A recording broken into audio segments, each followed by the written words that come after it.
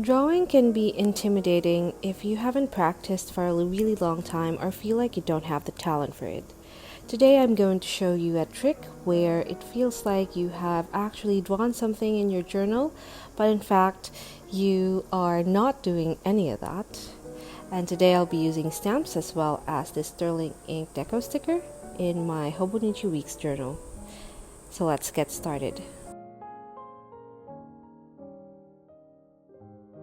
Let's first take a look at the stamps that I'll be using today, and this is all from AliExpress. These are two types of stamps, wooden stamps, and they're pretty good.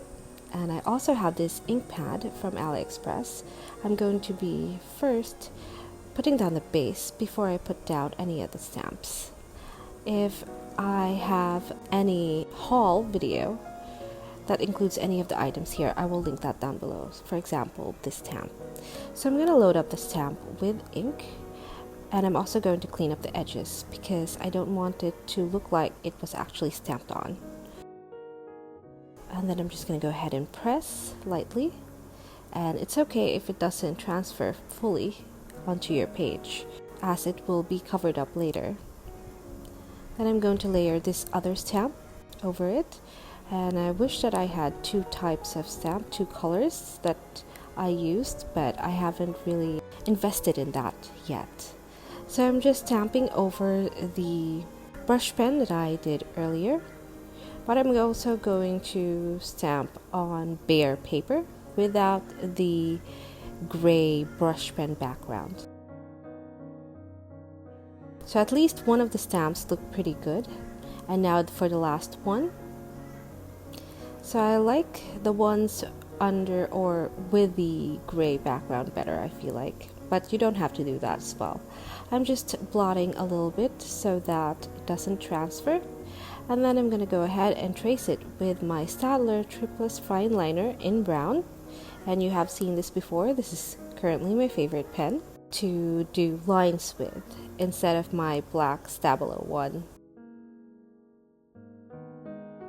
And then I busted out this fountain pen that I hauled in one of the videos. This is from AliExpress as well. I just wanted to see how they feel like, and I was thinking of using shimmer inks, and I didn't want to use that with my current fountain pens, which are all branded, because the nibs that I have chosen are all too small.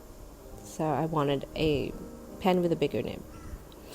And actually, this pen was supposed to be EF, but it lays down really very much like an F to M. So next I'm going to use this simple gel pen. It's in silver, and I got this from Aldi for a pack of, I think, 24, and they are very affordable. And now you have your finished drawing.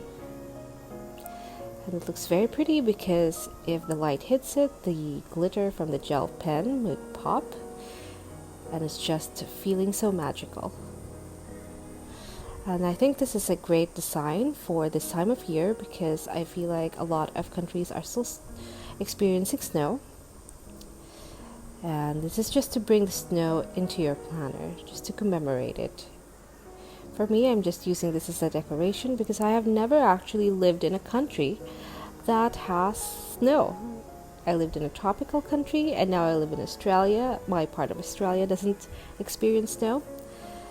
And this is the second drawing finished. Very pretty and magical. And now on to my favorite element. I think this one is turned out very, very well. And the stamping, I feel like, is the best out of all four elements. Just gonna layer this gray pen, and instead of putting it over the ink, I am actually putting it on as a highlight on some of the leaves, some of the branches, so it looks like it's snow covered. I'll show you that later, but let's go ahead and finish with this last drawing. So this one I'm going to dot around it, and it's also going to really pop because this one was feeling a little bare because it didn't have the brush pen behind it. And then also, instead of lining the leaves, I'm just going to dot the very tip of the leaves, as many as I can see and can find.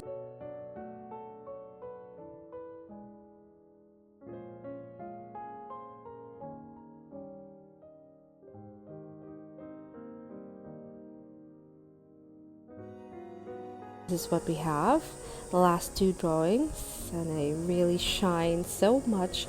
It's very pretty. I am very in love with this spread so far. So now we're going to put ink to paper as well as put down some of the decos.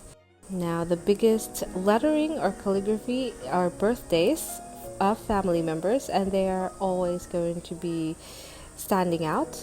And instead of using the bigger sheet, I'm using the smaller sheet. This is the small icons, and if you're going to be purchasing anything from Sterling Ink, make sure to use paper 20 for 20% off. Now about this pen, as I've mentioned, this was a little too thick than what I would expect an EF to be, and I really am very surprised, but I'm not really exactly disappointed with how it turned out, because then it looks so nice, really thick lines. If I need any of that, I could just grab this pen. Although, word of warning, now this is made out of metal, and when it got really hot, I couldn't open the pen at all. I had to wait a little bit so that it will unscrew. So that's something to keep in mind. Also, this pen is really super heavy, and of course there wasn't any balance to it since it's not really made for that. I mean, with that in mind. But overall, this is a pretty good pen for what I paid. I think I paid under $5 for this, so that's not too bad. I did have to wait a month and some weeks because I ordered this over the Christmas rush.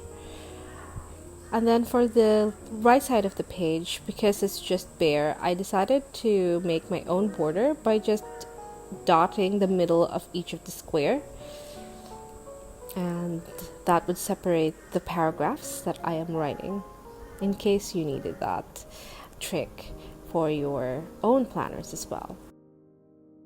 And this is the page complete.